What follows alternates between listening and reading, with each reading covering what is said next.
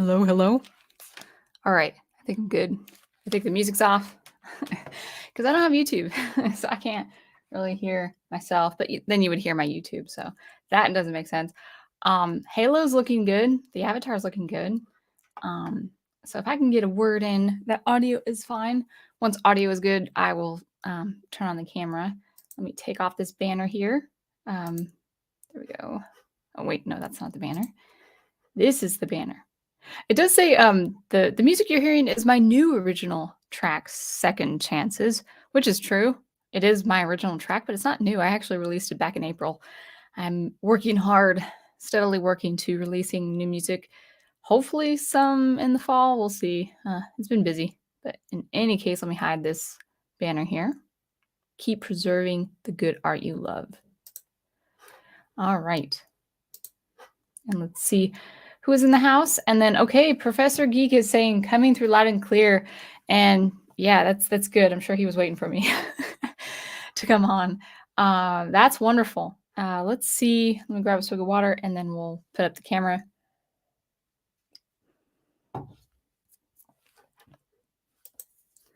All right. Everything good? Awesome. Looks good on my end. I think I'm on the right Wi-Fi. Let me see. I should have checked this before. Yeah, I'm on the right Wi-Fi. Okay, good. So, welcome to another Sunday stream. Good to have you. We'll get into the discussion in a few minutes, but first, of course, as per usual, I do want to acknowledge the fellow listeners here. We've got, of course, my wonderful prof, who is first in my life, also the first channel member. Daniel Heron is second, or Soundtracks with Birdman, I should say. He says, looking forward to your wisdom to new VL, which he always would start with, which I do appreciate. Wisdom, yes, maybe. We'll see how this goes. Feeling a little snarky today. My thoughts kind of induced some snarkiness. So I don't know if that's going to translate into what I have to say today. So hopefully I don't disappoint you. Maybe I'll be snarky, maybe I won't. I can't guarantee anything. So because this is off the cuff. So let's move on. We've got Ghost Planet Max Inc. 1.0. Welcome. We've got Brian Gilmartin. Also welcome. We've got Final Fantasy Fan 12. Thank you for coming. Enrique Cabrera. You say puff cigarette, name drops, and negative comments is all I have. Well, let's be mindful. Like I generally let's actually talk about this real quick. A lot of channels really don't mind talking about different individuals on different commentaries, whether it's channels they agree with or channels they disagree with. Some people, I would only drop names if I'm promoting their channel or promoting their content.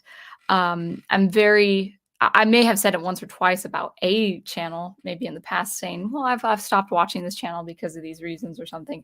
But I really want to be careful not to name drop, even if it's channels and people I strongly disagree with. It's just not in my protocol as a channel person, as a YouTuber. So, even if it's, again, just for without risk of sounding redundant, whatever people do on their channels is their business, even if they cause controversy, even if they say all the stuff I don't agree with.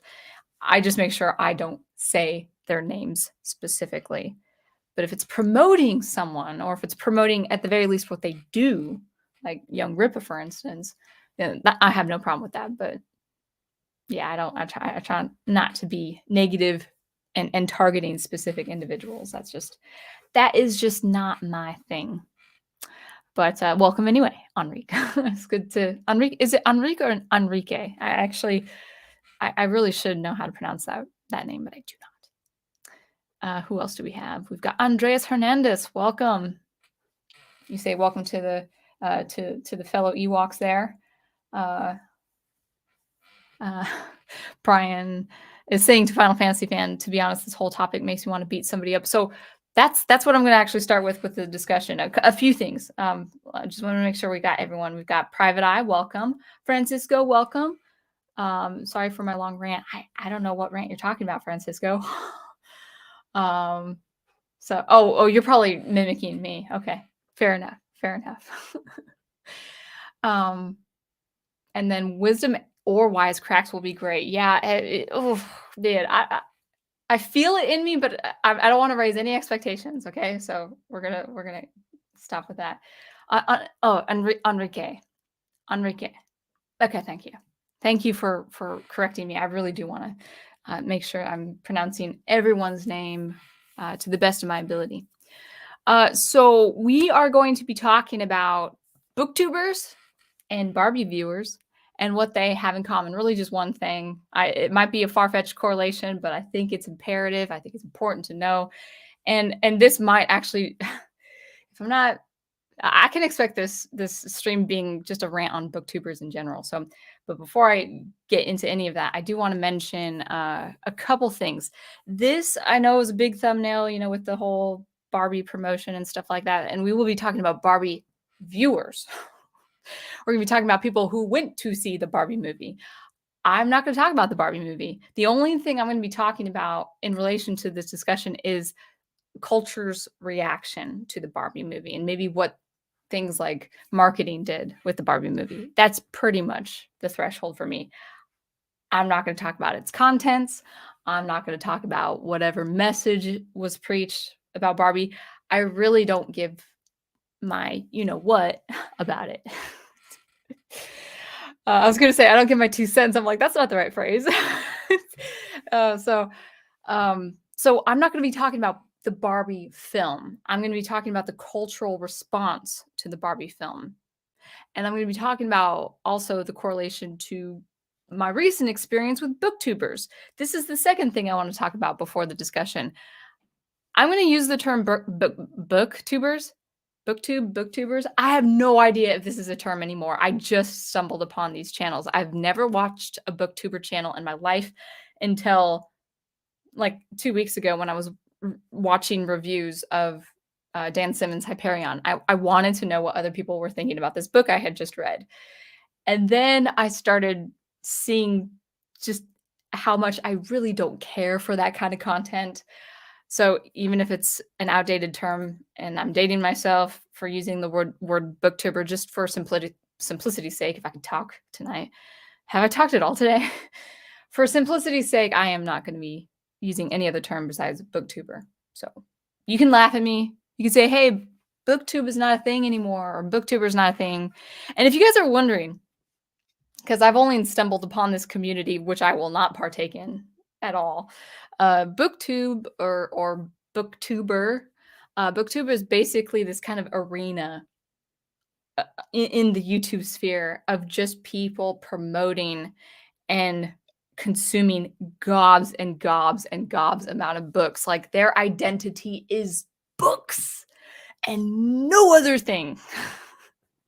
They've got to be in front of this really big bookshelf. They've got to talk about all the books they read. They got to talk about how many books a year they read or how many books a month they read. It's like, I already feel the rant coming on. What I have to say about booktubers in general is not like a generic statement. I don't want to paint all booktubers with one giant brush, but it could.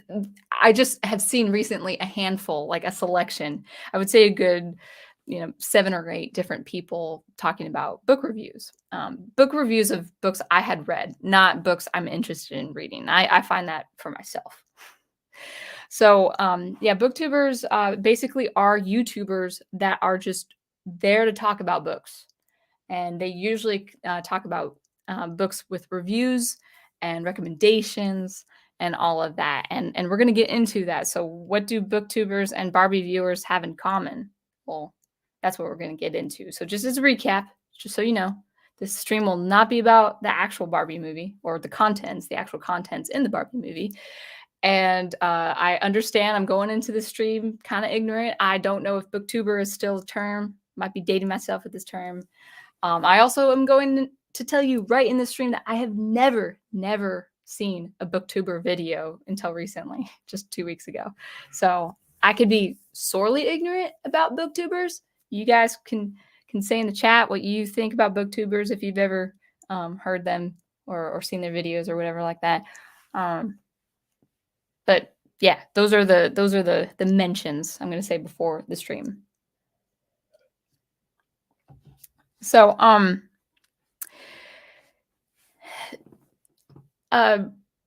there's this phenomenon we've been seeing with just culture in general.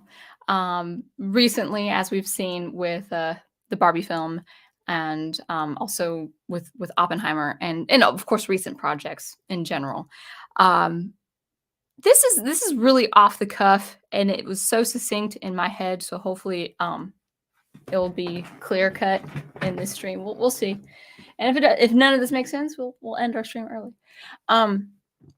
But what BookTubers and Barbie viewers have in common is one thing, and I think it's a thing that is actually eventually going to kill all good art if we're not careful. And that is the public consensus of the thing. So it could be the consensus, the general opinion of a book, of a film, of a music group, of a band. It's the general consensus. I would just say the public opinion, the public consensus of this thing. Now, this might seem vague. This might seem, okay, whoa, what's the big deal? A general opinion of something? How is this detrimental? Well, it's kind of detrimental in that people, I've noticed with booktubers in particular, but also now with Barbie viewers or moviegoers rather, they're going to read a book, or they're going to see a film, or they're going to purchase a music album based on the popular opinion of that thing. Now, that could be a good opinion of something. It could be a bad opinion of something. It actually doesn't matter. It's just the social response of that thing. So in the case with booktubers, readers will flock to their favorite YouTubers, these YouTube channels that do book promotions, recommendations, reviews, and stuff like that. They will have a high respect of this person, in question, and they say, well, they said this book was an absolute must. I have to read, therefore I'm going to read it. And it's actually ensued a kind of unhealthy consumerism. I won't get into the details right now, but a book, whether just recently published in the last few years, or even as old as, in my experience with Dan Simmons' Hyperion, if that YouTuber gives you a favorable review of it, or if that YouTuber's community gives it a favorable review, or just in general, if it's famous, just for being famous, people find that that's reason enough to read the book. Now, I'm going to say this right out. You've heard me say this if you've been on my streams in the past few months.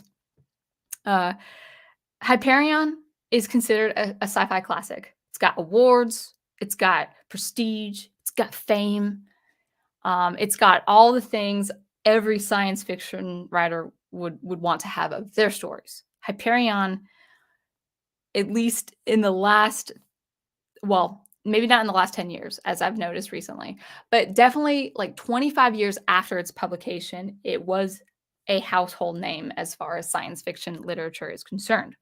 So because of that, it's kind of perpetuated this, well, I've got to read it because I like science fiction, and therefore I'm going to read it because it's one of the more famous pieces of science fiction. And so people read it. Some people like it. Some people don't. But the fact that it's perpetuated in fame because of the public consensus in the sci-fi community. Now, I personally thought it was a terrible book, and we'll get into BookTubers soon. I thought it was just poorly written, and people say, well, no, you got to give the sequel a chance. No, because the book one, the first book didn't give me a chance. So I'm not going to read the rest of it. I don't need to. Dan Simmons did not earn my trust in reading his subsequent novels. Even if they are masterpieces, I don't care because the first one didn't send me. So the public consensus with, a book, surrounding the book is a problem, as far as our culture is concerned, because a lot of people will read a book. In this case, with my experience seeing these booktubers, they're actually going to read the book because one, it's famous, or two, there's just a general favorable view of the book. In the case with Barbie, this is a little different, but it's the same thing because we're dealing with public consensus, a general opinion of something. Barbie was a financial success, at least in terms of the opening box office. It surpassed Mario's numbers. Now, whether people saying, well, wait a second, that's just the opening weekend. We don't know what's going to happen 3 weeks, 4 weeks down the road. Might not hold up then. That doesn't actually matter. I'm just going to say it outright. Barbie, at least with its opening box office, no matter what you think of the film, it's a financial success. It made its profits. Now, as far as merchandise and what follows, who's to say? I don't know. But they made their cut. Those who produced Barbie made their cut. And so they're celebrating, they're patting themselves on the back. They're happy. And why was Barbie so popular? I don't know a lot about it, but I'm going to say I do have some knowledge of this.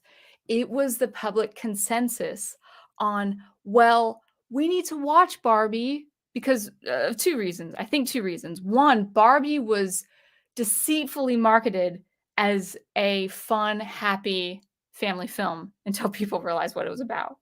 A lot of normies went in, a lot of families, a lot of normie families went in thinking it's just about Barbie.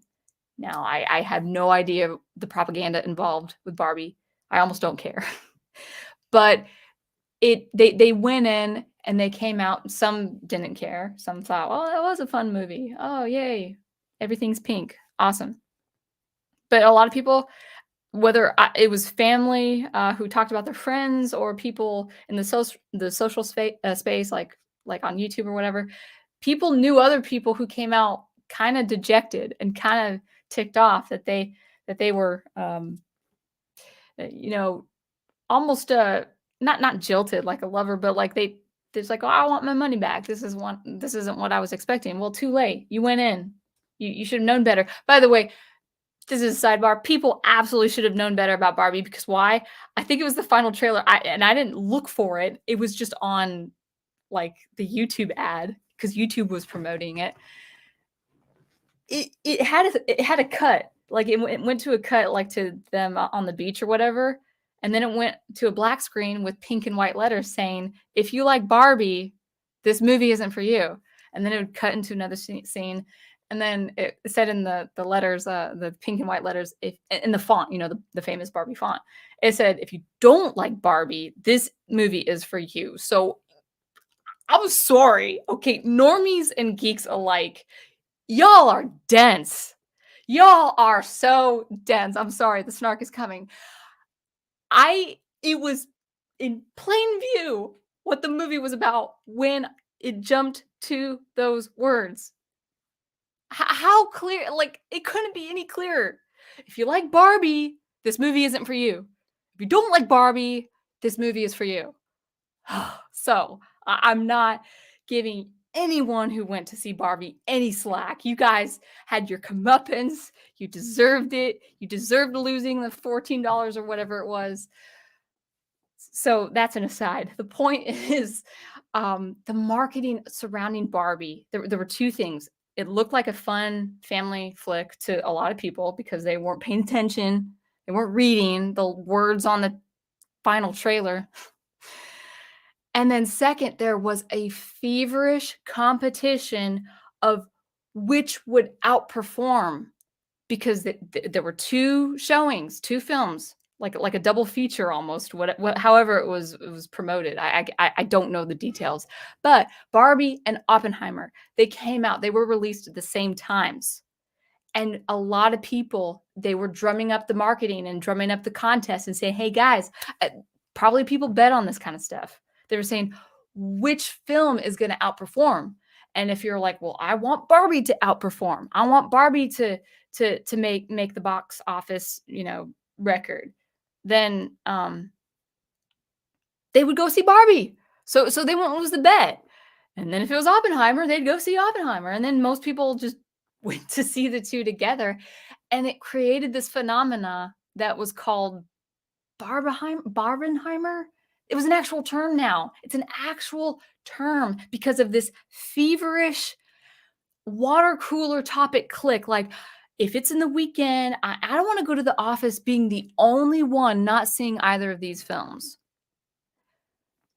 It was the general consensus. We're talking about the public consensus surrounding the film Barbie. The reason why Barbie was so popular and it got its success it needed was because people thought about it somehow to a feverish extent, saying, I've got to see what the hype is all about. And that's all any piece of art needs. It could be a piece of crud. It could be terrible. It could be the worst art ever seen by mankind. And if it has enough hype, if it has the anti-fragility, people are going to reward it. So this is what I'm talking about as far as what do BookTubers or people who watch BookTube or whatever. I'm going to say BookTubers are going to be both the people who do the YouTube channel and people who watch BookTubers. BookTubers in general. This is the correlation. This is the one thing that connects the two. This is what they share, and what they have in common. BookTubers and Barbie viewers. It was enough general hype within the communities, whatever communities they partake in. It was enough general hype and momentum to get them interested. Now, this leads to a problem because it shows that things, people maybe. It shows that even if something is super famous, like Star Wars level of fame, Star Wars level famous, something can be so famous and it can be trash. Something can be so famous and it could be the worst of the worst art because it's got the hype. It's got you've got the hype plus the fear of missing out ingredient. You put those two. You put the hype and that fear of missing out and that I identify with my community. I got to talk about this to the project managers Monday morning. Got to talk about it with my clients the next week. That's enough for anything to take root and have its place, be firmly established in the cultural psyche. So if you want something like Barbie to be obliterated into irrelevancy, the hype has got to go. But the hysteria is there. And that is something that I don't think people can extinguish. Not with an incredible amount of effort.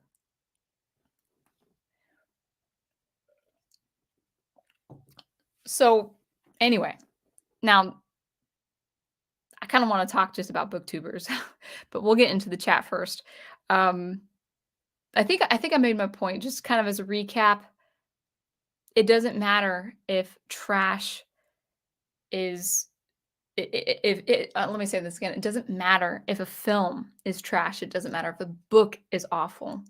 If it has a general consensus, favorable or not, even if people hate it, it's going to have its own life and it's going to have a long life expectancy. People need to wake up. People need to wake up and see that it's not good quality that's going to stay in our psyche, in this cultural psyche. It's relevance that's going to extend the life of that thing or kill the life of that thing. And I think with something like the Barbie Oppenheimer phenomena, I think something like that, if it continues, it's going to kill good art. More than woke ideology, more than propaganda, more than preaching, more than all the antagonism in the world and all the power and the money that backs it up. the general consensus. That is what's going to give it its life. Without any general consensus, that's what's going to kill that piece of art. So let's get into the chat. And I kind of want to rant about BookTubers, to be honest, if we have time.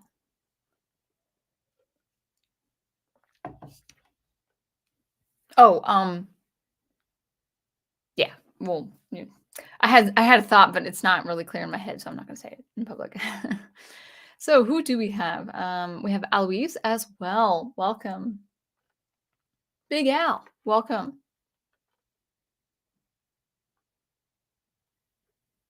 Brian Gilmartin says, so what you're saying is the fanboys and fangirls oversold Hyperion. You know what? Hyperion conceptually is very interesting. I would say the world itself has so much potential, but the writing was not good. And people say it was good when it wasn't. Anyway. So it could be true. Let me end it with this, not the stream, but just my thoughts before I get into the chat. The public consensus of something has nothing to do really with, well, I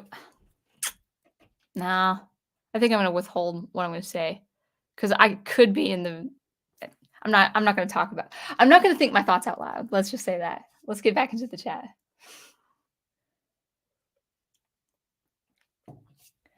Let's see. Enrique says, Barbie is the Starship Troopers of this generation. Director hated the source material, ended up making something based. Oh, I wouldn't call Barbie based. Unless you're using based for a different thing. I think there's like a moth in my room. Go away. Go away. Let's see. Final Fantasy fan says, so in short, booktubers and moviegoers have one thing in common, especially with other mediums, can be described in a sentence. Oh, where do you go? Don't ask questions. Just consume product, then get excited for next product. Yeah, that's true.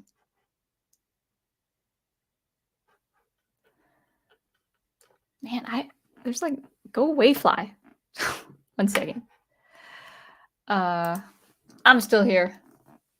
But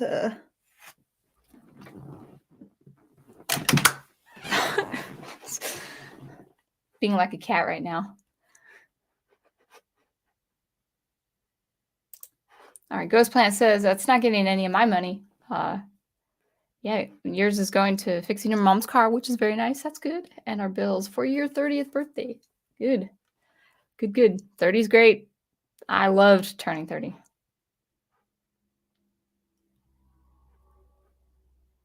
Eloise says, Sound Engraver, this was Hollywood's last hurrah. It's all downhill from here. I don't think it is. I don't think it is. If the marketing that really really duped people into going to see it, they could do it again. They've learned, or maybe they've already known that this would work. No, all they have to do is do exactly what they did for Barbie, and people are going to watch it again. So that was Hollywood's last hurrah. Yeah. Yeah, I want to actually, I am, this is really important. I'm going to put this up. Brian Gilmartin says, nobody has to see, read, or play anything. Hype trains are stupid. And I think this is why I'm talking about the importance and really the detriment of public consensus of anything, because it really can, it can keep the art in place, whether it's good art or bad art. Really, the quality of the art in this case is irrelevant. I want to actually provide the inverse of this, and this could be pretty controversial, so bear in mind, I want to say this as politely and as diplomatically as possible, but you could say the same is true for a film like Sound of Freedom. Now, I understand Sound of Freedom has a very, very important message. It's something we all need to be aware of. the heavy topic of human trafficking, and in particular child trafficking, is pretty. It's got a lot of weight. It's got a lot of heaviness, and it needs to be. We need to keep it in the public awareness, no question. But I remember I posted something about Barbie and Mario, like the box offices there, and then someone in the comments, um, in the chain of comments, someone had brought up Sound of Freedom, and the person asked me if I was going to watch it. Now, a couple things. I will give you my honest opinion about watching The Sound of Freedom. I will not be watching Sound of Freedom in the theaters, and I probably won't watch The Sound of Freedom probably for another 1 to 2 years, for two reasons. This is kind of who I am anyway. I actually don't, unless it's a movie I absolutely am very excited to see, I personally just don't go to the theaters. Prof has talked about this. We have no inclination of going to the theaters, especially when phone screens are up. I mean, everyone has their complaints about, the cinematic experience. But so for that, I just wait. I wait. I don't watch TV shows. I'm watching Stargate for the first time. Okay, well, that was released and syndicated like over 20 years ago, right? Like it started more than 20 years ago. I'm very late to the party when it comes to television and movies. So just by that alone, there's a good chance I won't be watching Sound of Freedom in the theaters, even if people say, hey, your ticket goes to this cause. That's fine. And maybe I would offer a ticket or something. If it was presented to me, I'm saying, well, if you want me to buy your ticket, I'll do that. If anyone asked. The second reason why I wouldn't see Sound of Freedom is because the topic is so heavy, and I respond things very empathetically, like viscerally. Prof knows this about me.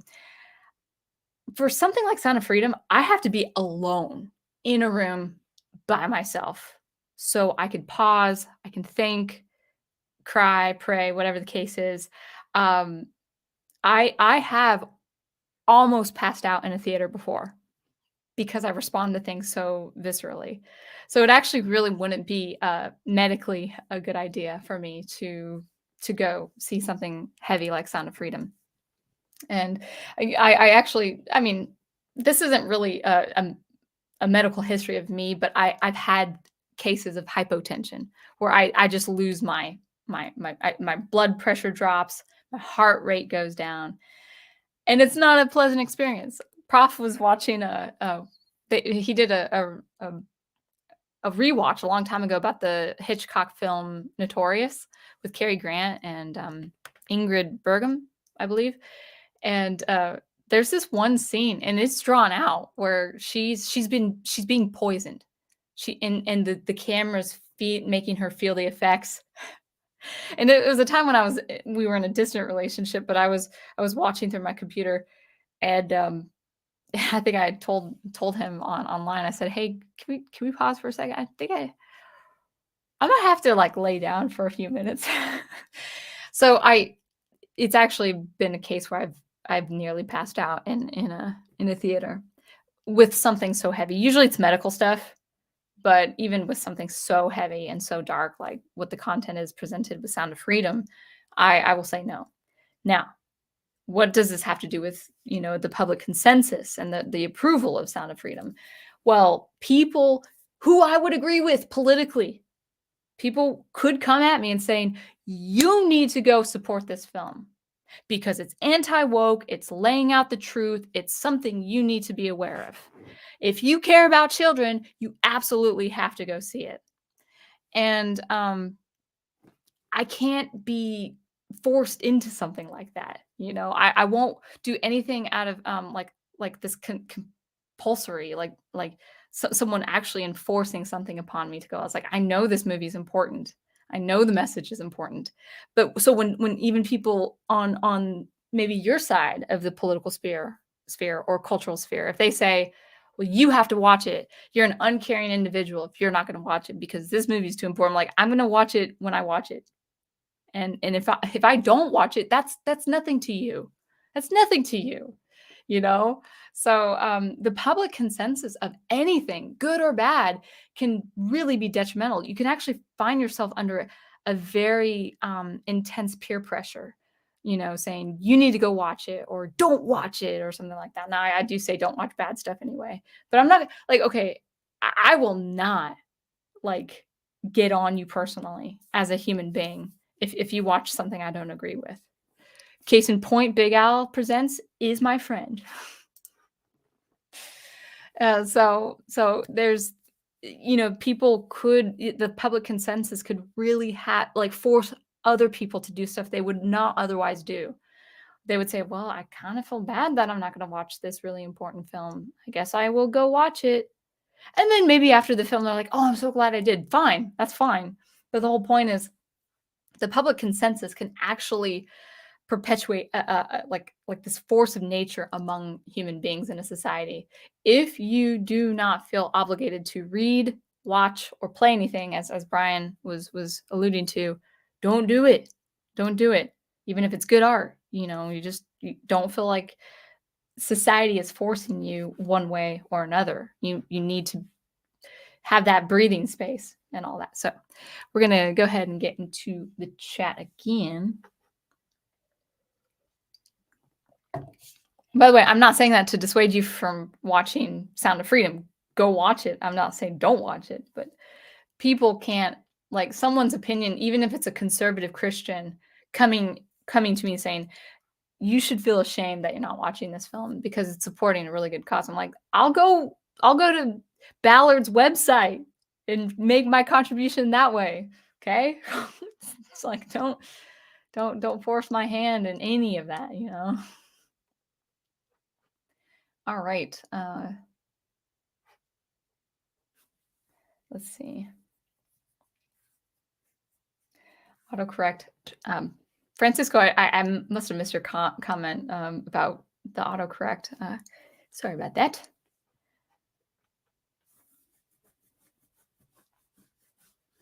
Yeah, Final Fantasy fan says never bothered seeing the Barbie film because even before it came out, you already have a bad feeling about it. It's like, yeah, we really need to expect that. It's like, especially if you look at the history of the people behind the film, you know.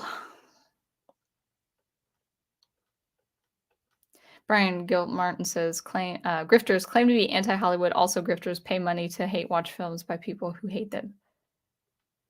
Yeah. I was kind of thinking about that last night. I was making dinner, and I've been hearing the phrase so much. I was just like, and I'm gonna make fun of it. I'm gonna make fun of it right now. I keep hearing the phrase by people I agree with, by the way. I keep hearing the phrase, I'm taking the bullet, guys, so you don't have to. I'm making money, guys, so you don't have to. I'm getting famous, guys, so you don't have to. That's what they're really saying, by the way. It's like, like when people say, he's like of anyone who consumes this kind of stuff, like who has a channel or whatever. By the way, I'm not name dropping, by the way. That's the rule. No name dropping. But we all can think of the examples in our head. So whoever comes to mind first, it's like, oh, wow, they're watching it, so we don't have to. It's like, has anyone said that about anyone actually taking in poison for them?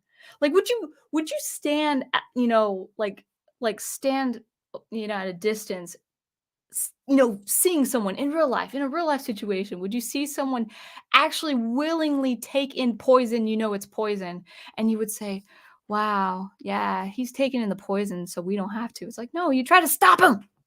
You try to stop that person from taking in the poison. Well, he's really, really, taking in some damage for us, guys. And the whole thing is like, so we don't have to. It's like, why would you watch the Barbie movie? My favorite YouTubers watched the Barbie movie, so we didn't have to. Like, why are you watching the Barbie movie? There's no way you'd had ever been interested in Barbie before. So anyway, I said that about Little Mermaid. People got so mad. Like, I got some backlash, comparable to my channel, but I got some people really irritated with me when I put up that short and said grown men shouldn't be watching The Little Mermaid. It's like, how dare you? Little Mermaid was my childhood, but like, you're an adult now. Why are you watching it by yourself or with your adult male friends? I'm sorry if that sounds cutting, but if you're not watching it with your daughter, with your princess, or with your nieces or whatever, if you're not watching it in a family setting, why are you watching it? You're watching it to make money. That's all. It's like, no, it's part of my childhood. No, you're watching Barbie so you can make money. Or at least partake in the public consensus, as I've been talking about. Oh, I want to talk about booktubers. Yeah. All right, going through this.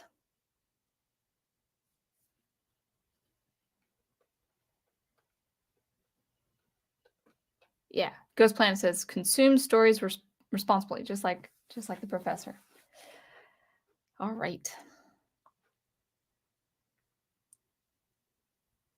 Enrique says, what part of the equation of good art takes into account if people like it or aka mass appeal, ignored excellence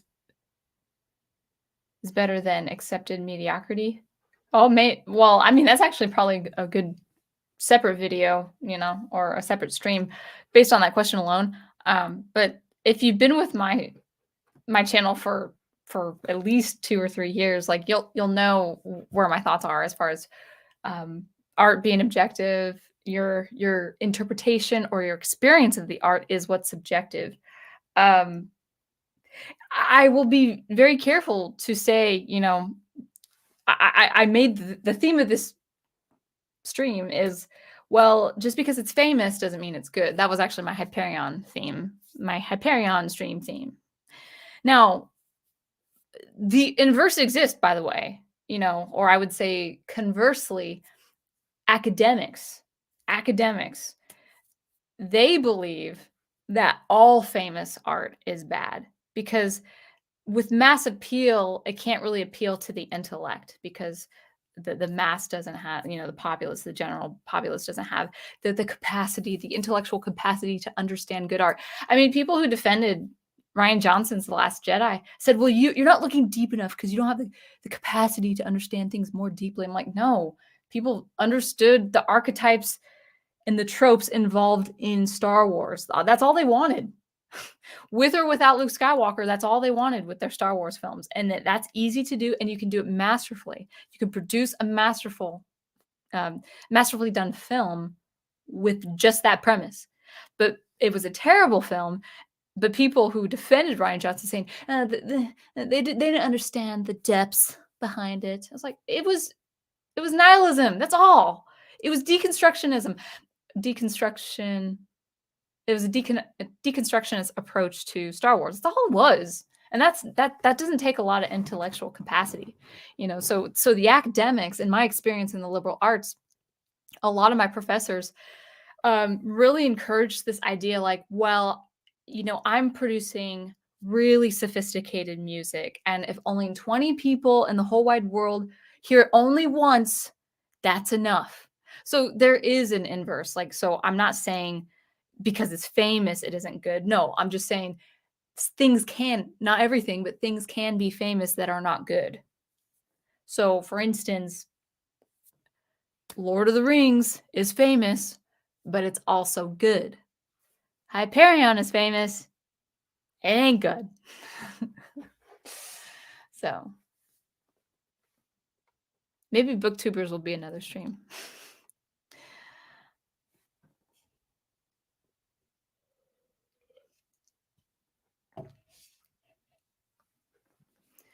Andrea says, the theater, that smelly popcorn, that crunching noise of someone's opening their Jolly Ranchers. Yeah, I already have OCD. My prof knows this about me. I am very sensitive when it comes to sound. And so if I hear people munching around me, I'm trying to watch a film. Like, my favorite time to be in a theater is probably 9 o'clock in the morning on a Thursday. Because it's not that I don't like people. I'm fine with being with crowds and stuff, but I don't, I just want to be in the film,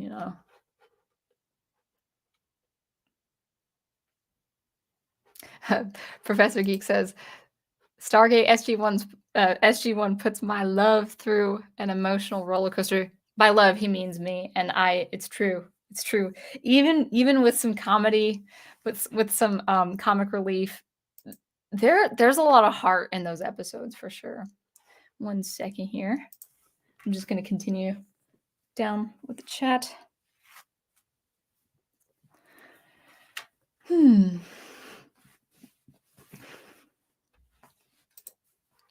All right.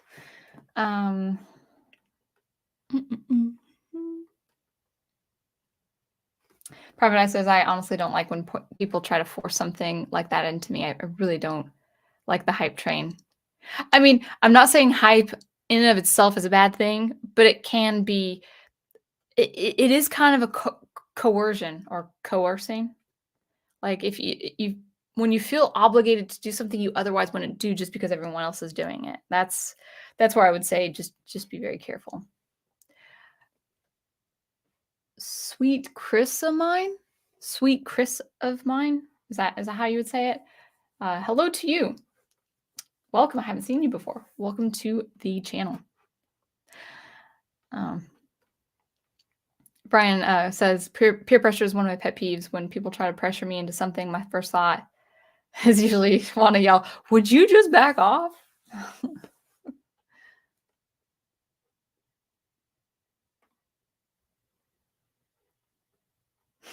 Big Al, I shouldn't even comment on or shouldn't mention your comment, but you're like, I in no way hold it against you, Soundgrave, that you don't know the sweetness that is Grogu. You know, I'm sure cocaine tastes sweet to some people, okay? uh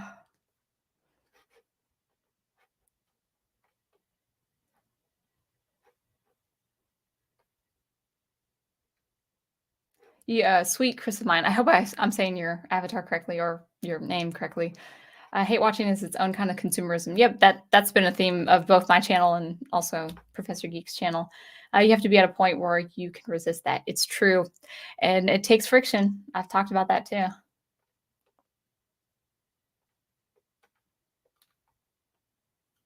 Yeah, Ghost Planet says the director who did Barbie is now doing something for Narnia. Yeah, and people, because they had to be in, in the know, and then in the communities and their offices talking about Barbie, they've allowed to at least her to have the opportunity to direct Narnia. Why in the world would someone like that want to direct something like the Chronicles of Narnia? Well, I know why. That wasn't really a rhetorical question.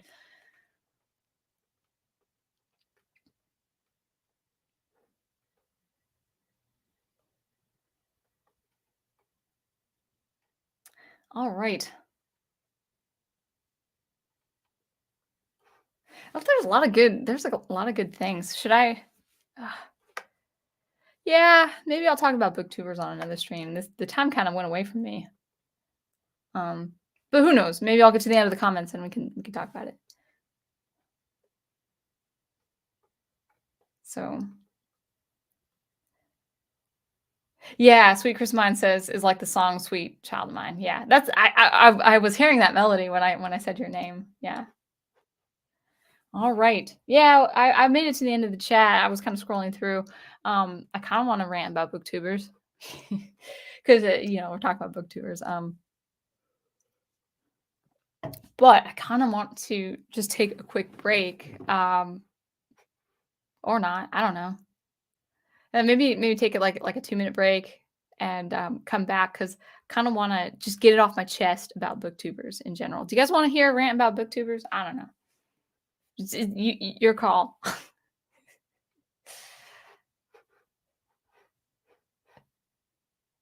Yeah. All right. Yeah, I think why don't we just talk about booktubers? First of all, let me start it with this. Have you guys heard the term? Have you guys heard the term booktubers or booktube? Is that a thing? Like, is that still a popular thing? I'm kind of amazed about this because it's just, I really do appreciate book reviews. Book reviews on YouTube are really, really important, but booktubers are just not Not in the way you describe private eye. Okay, so how would you describe BookTubers? I really want to know because I might be again, I might just be outdating my stream in 2023 with this term. So um, okay, so Final Fantasy says booktubers are still a thing. Does anyone watch booktubers? Like people who read? Got to talk about. Oh, there's so much. There's so much to unpack. And I feel like I would just. Ugh.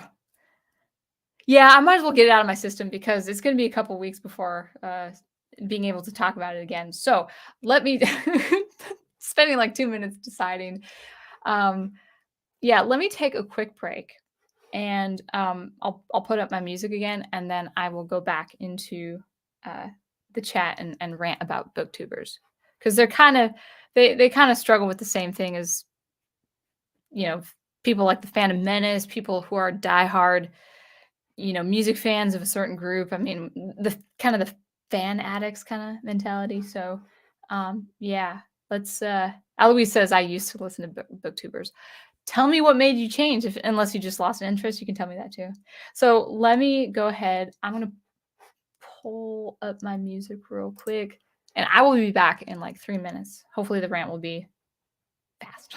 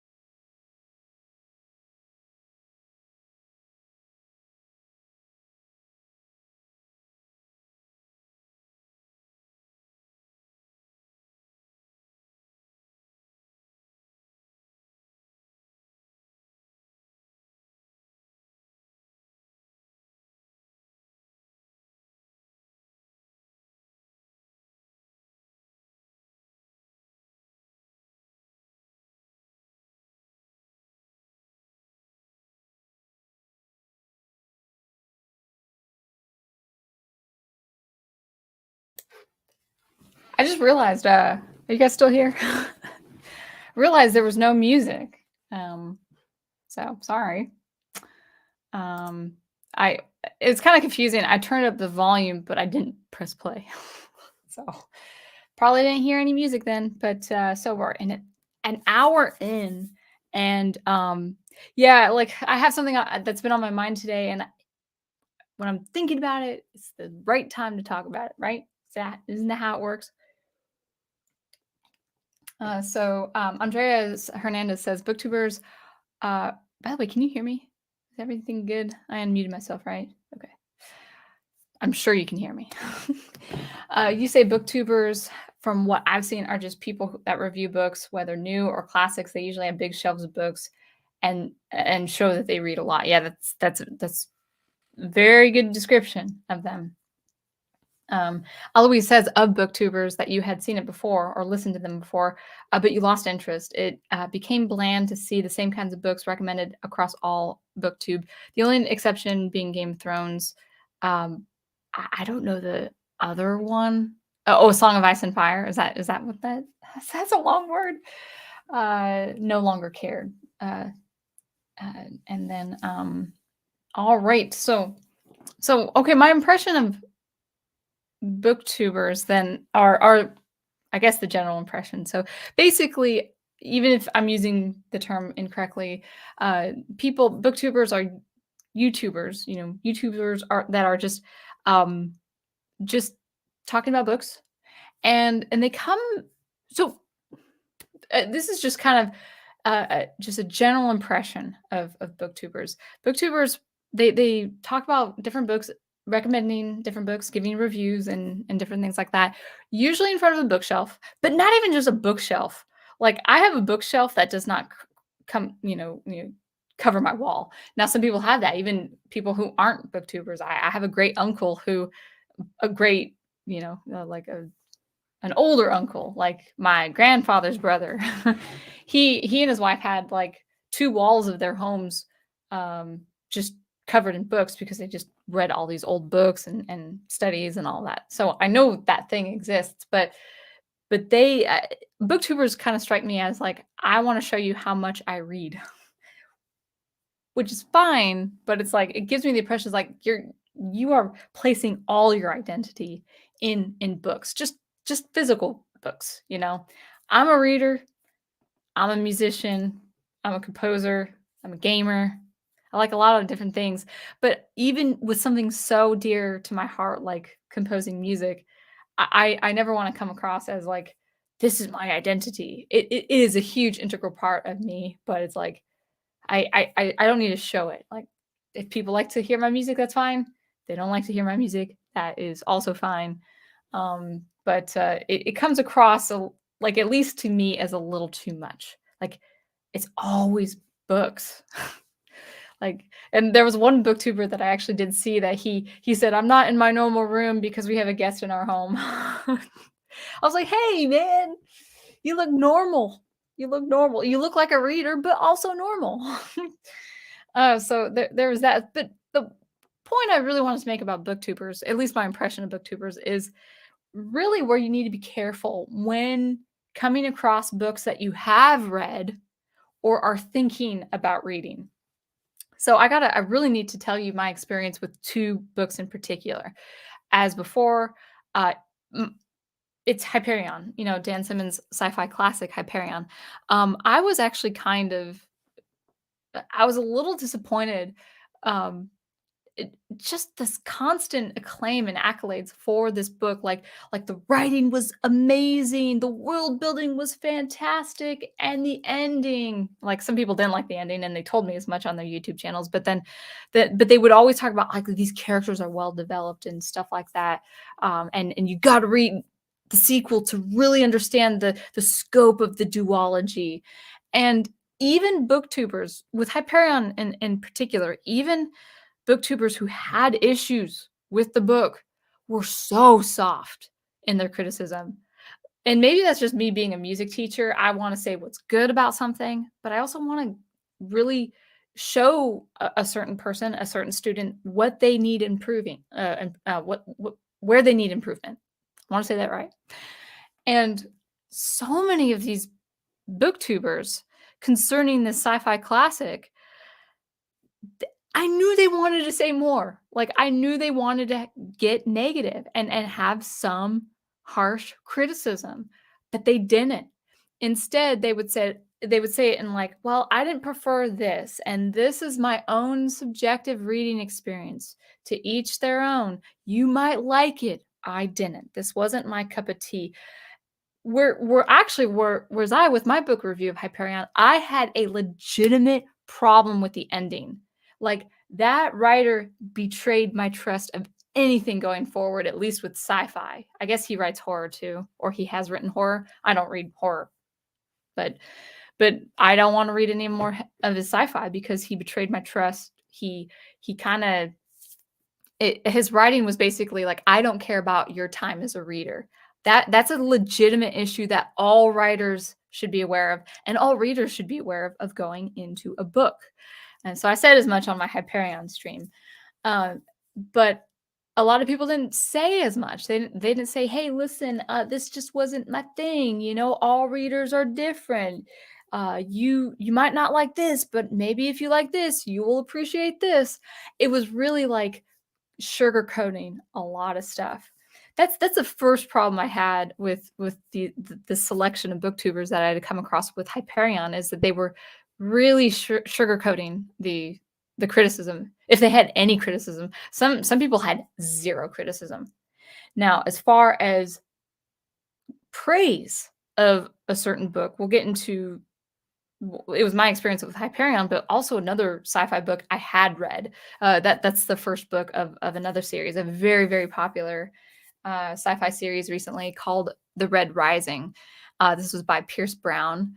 And it was just praise after praise after praise. Now, the problem I see with booktubers, again, not saying all of them do this, they present a piece of praise that can be absolutely applicable to any book of any genre, fiction or nonfiction.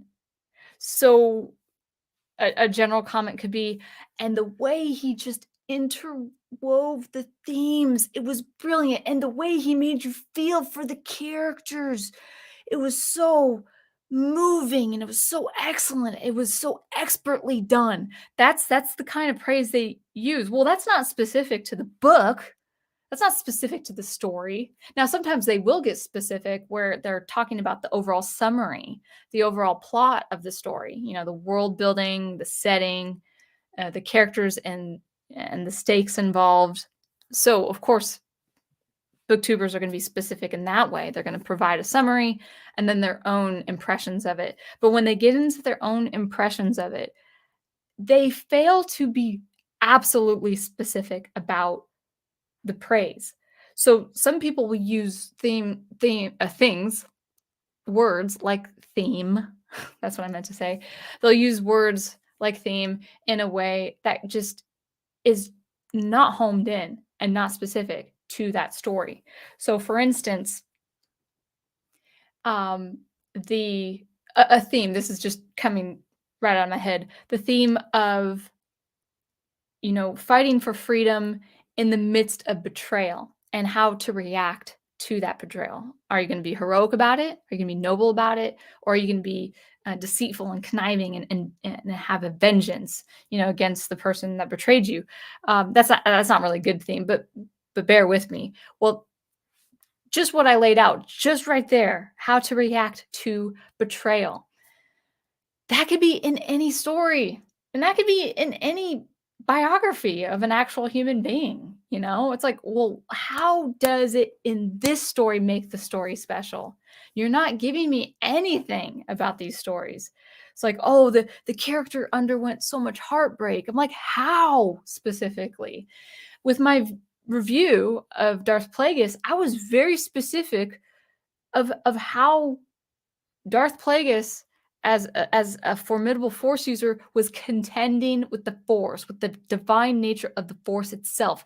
This was specific to Darth Plagueis and his character, specific to Darth Sidious, his character. You don't see that all the time with the different stories of the EU or what was presented in the Star Wars lore in film. This is very specific to the character Darth Plagueis in the Darth Plagueis book. That's what makes the book so special. With these booktubers, it's like, well, let's talk about heroics. Let's talk about how there were stakes. I'm like, there's stakes in every story. What are the stakes that are specific to this story? Make me want to read. Now, here's the thing. I already read the first book of the series, the Red Rising series by Pierce Brown. Just in general, like this was years ago, so I'm just kind of remembering the story off the top of my head. In general, the premise is very fascinating, and the first 4 or 5 chapters were awesome. I won't tell you why, because it was years ago and I'm not doing a book review. But the first 5 chapters were so riveting, and it has this really tense buildup before just the death knell drop, before things actually set in motion. And I remember loving those first 5 chapters, and maybe if the next few chapters were interesting, but they're in no way as compelling to me character-wise as the first 5 chapters, because it involved specifically with the death of a loved one. Um, the rest of the book was a lot of action and teenage drama, melodrama that I couldn't get into. Now, people have said, booktubers have said, people who have read the book and comment on these booktuber videos, they say, well, you gotta read the next book because the quality of writing, Pierce Brown, I think that's his name, Pierce Brown, his writing just shoots up. Like he's practiced, he knows his craft, he knows how to write now. And the third book is the best. Don't let the first book, stop you from reading the rest of the series. And it did for me. Like if Pierce Brown had so much potential as a writer to grip the audience by the third book, he should have had that potential for the first book. What was the difference? Well, you can't. That's not fair, Sound Engraver. I was like, yeah, it's absolutely fair because you need to make the first book as good as the subsequent books. You need to make the first film of a trilogy as good as the second and third part of the trilogy. That's fair. That's a standard I have. And so people just kind of constantly defending, like, well, yeah, there were some issues with the first book, but the second book, guys, like, you gotta give the second book a chance. And man, you are gonna be so happy with the third book. It's like, sorry, like the first book didn't sell me. I really didn't like these characters, and that was just my impression of it. But in any case, I think that's all I, more or less wanted to say with the booktubers is that they are very, very vague with their praise and criticism. They're vague with their praise because they're not saying specific things about the story. So if you want to work with theme, okay, what was the theme and how is it specific to that story and to that character? Not just a theme in general, because really more or less themes can be played out in different books, stories, genres, between fiction and nonfiction even. So how is it specific to this one story? Get me hooked in. And then with criticism, especially with Dan Simmons' Hyperion, no one wanted to be extra critical. Like they were like the ending was so off-putting and people were like, well, I didn't prefer it. It's like, is Dan Simmons in the room next to you? Is he hearing what you're saying? Is he sitting in a chair outside the frame of the camera just watching you rate his book? Because why are you so soft on something that actually is pretty terrible? I don't care if it's famous. And again, it's like, I don't care if it's famous. If it lacks, I'm gonna say why. So I think that's all I wanted to say about booktubers. Maybe you guys have something to say.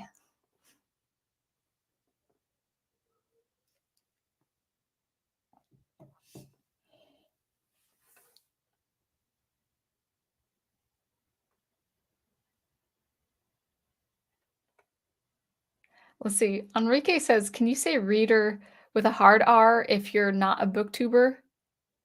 Shouldn't we say Rita? I don't know. I'm not British. Or yeah, it's that's British that do that, right? Yeah, so I feel like I have so much more to say, but the stream is getting long. And I'd feel like the stream is a little long-winded if I don't cut the time just a little bit. Maybe it's a topic for another time. But at least I got it out. The gist.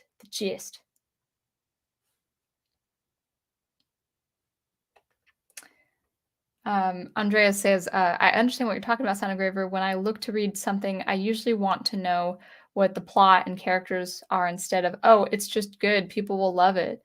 You have to read it. It's one of the reasons why I didn't think I will ever read you don't think you'll ever read Game of Thrones, because I don't think it's a story I would enjoy or spend my time with. And I think this is true with me with books too. Of course, I will look into recommendations. So some reviewers, I was looking at a review of, I think it was just like space opera in general, because I haven't really been that impressed with contemporary space opera. But there was one reviewer on YouTube who actually mentioned a series and said the premise, and I'm like, "Oh man, that's fascinating." I looked into it, and I even read the first few pages. I'm like, "I might take a look at this book." So, I'm in no way, uh, uh, you know, being staunch about, like, I'm just not gonna read, and consider any recommendations. No, that's not true, but these people saying, "Oh my gosh, you'll love this book because it because Pierce Brown is brilliant. Dan Simmons is brilliant." It's like, you're not even being specific why they're brilliant. Stop it. Stop it. You tell I'm really mad. I'm not that mad, but I feel a little snarky.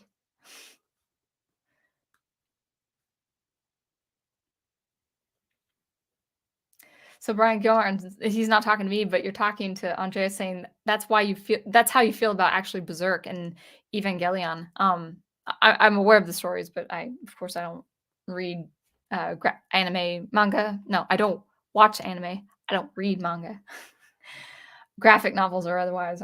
But you say the fanboys raving about them has me worried they won't live up to the hype.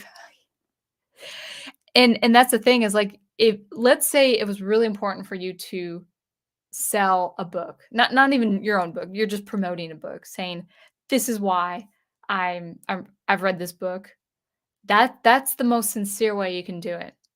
Now, people also need to understand, and Professor Geek gets so much guff and so much input, so much unnecessary input on his channel, and maybe if my channel grows too, I might get the same kind of input.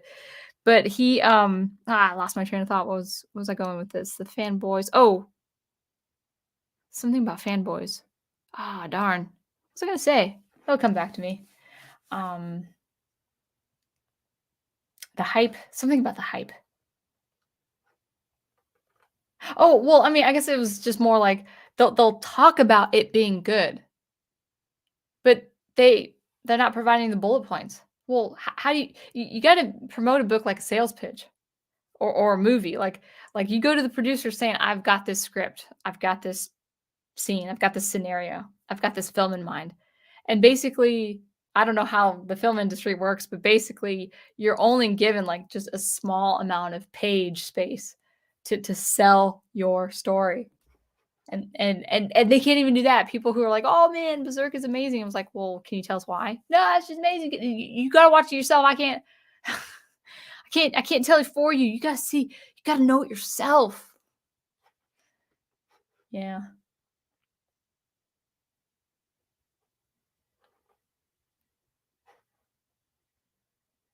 Enrique says Evangelion is massively overrated. You have to be melancholic and severely depressed and be new to anime and think giant robots are new in order to like it. Otherwise, it's mid. That's a pretty good. That's a pretty fair criticism. Yeah. Anyway. Again, but don't give me recommendations on anime and manga, because I'm just not into that. So I guess that was it for me. I feel like I could have said so much more, but just as a recap, always be careful and always have this understanding that things take root when they have the public consensus. Whether the public approves of the thing, of the art piece, film, book, whatever, or whether they highly disapprove, it doesn't matter. The consensus and the momentum ensuing from that consensus, that's what's going to cause the thing to be established. Now, I hope, this I hope Barbie doesn't have longevity. I hope the movie itself, the whole cultural thing itself goes away. And most people don't really have the attention span after that. After a couple weeks, I mean, even Mario, like People talked about Mario and raved about Mario for like a good 2 to 3 weeks, and then people were done. So, I mean, it is the attention span that is the thing, but, you know, things that take hold that are good, that's our goal, that's our mission, to always produce and preserve the good art. Because now we have this new enemy, or it's not new, it's been around, but I'm identifying it. We have this new cultural enemy that is not the woke ideology, that's not the woke agenda, that's not the propaganda. It's the public. The public is what decides the art piece's fate. It will prolong its life or it will kill it. And I've been saying this for years. Professor Geek has been saying this for years. It just does not matter how much you rant and rave against a bad piece of trash. You are giving it life. You're not even giving it life support. You are giving it bones and flesh. You're giving it sinews, and muscles, and neural synapses. You're giving it life. Like you're giving something that ought to be dead life with constantly talking about it. Like notice I'm not talking about the propaganda in Barbie. I really could care less because it's like, why are we surprised? Why should we marvel about these things? Like really? Like it's like everyone's so outraged about Barbie. Everyone was so outraged about the Little Mermaid. It's like, why are you outraged? You really shouldn't be surprised. This is the way the ball bounces. You can catch the ball and throw it a different direction, but you choose not to because you can't help yourselves. You can't help yourselves. I'm not saying you guys, of course, but that's my spiel tonight is like that's the one major formidable foe. That's the big baddie that we have to face in the cultural war is that if it has enough steam, if it creates the conversation at the water cooler, it's going to have some life. No matter if it's trash or if it's a masterpiece. That's the way it is. Unfortunately, now we can use as artists that we can use it to our advantage, but that is what booktubers and Barbie viewers, that's what they have in common. If it has enough steam, if it has enough public approval within their communities, they're going to rave about it. And usually they're going to rave about it in a positive way. Because apparently a lot of people who saw Barbie saw nothing wrong with it. So that's what it was. Anyway, let's talk about what's on the dock in the next coming weeks. What day is it? It's the 30th. Let me pull up my calendar. So August is now upon us. This coming Tuesday. So here's what's going on. Out of necessity and probably I don't know. I don't even want to say kindness because I don't want to, promote myself. But basically, to help my manager out, I've taken on 2 Saturday shifts this weekend. So the 5th and the 12th, and because of that, I most likely will not be streaming the next 2 weeks for Sunday. People might say, well, why aren't you streaming Sunday? You're working Saturday. Those are 2 different days. This job that I have takes everything out of me. So when I'm done with the shift, and it's not even a long shift, by the way, it's just how we stand, how we greet, what we're pretty much walking on cement, basically. And as you get older, you get back problems and knee problems and stuff like that. But even 18-year-olds in this place, they complain. Long story short, it's a very tiring job. When I come home, it's kind of sad. But when I come home, I will sleep for as long as I can because I'm so wrecked after my job. It takes everything out of me. And of course, that eats up my creative time. Usually when I come home after work or, when I am at home before work, I'd like to dedicate my time to creative things, musical things, anything that has to do with music, writing, even teaching violin, different things like that. And so when I don't have time to do that because I'm working another job, that time needs to be put somewhere else. It needs to be allotted somewhere else.